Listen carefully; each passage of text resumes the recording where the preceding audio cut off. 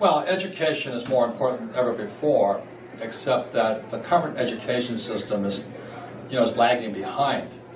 And I don't like to pick on the school system. I would say 80% of school teachers are decent, good people, and 20% are criminals. That's the 80-20 rule.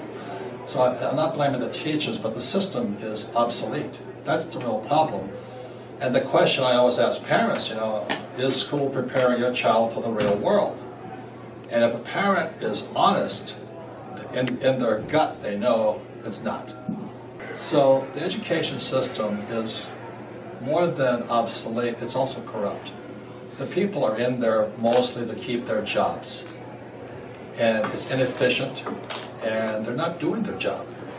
So that's why my hero is John Taylor Gatto. I teach outside the system. I have people teaching people through my cash flow board games and all that, I have kids board games. Because there's no financial education in schools. And they teach you to go to school, get a job, get out of, save money. Why would you save money when interest rates are at all-time low? That's nuts. Interest rates, let's say, at 2% in America, inflation's running at 5%. You're losing 3% per year, and you're still saying save money? That's really financial stupidity. So you got to do something different. Then they say buy a house because your house is an asset. And 2008, a lot of guys lost their houses because the house is not an asset.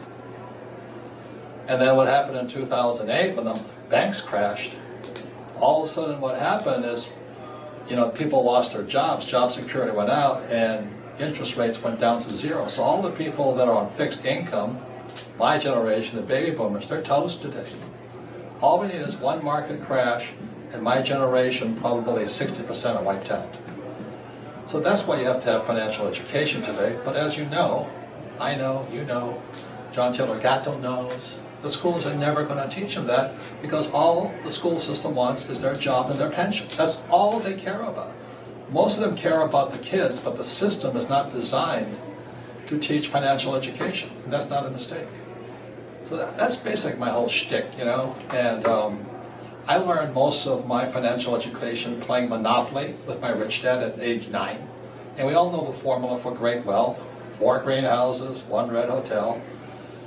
And today I own about 6,000 greenhouses and several red hotels, oil wells and all this. And that's how you get rich. You play Monopoly in real life. It's not that hard.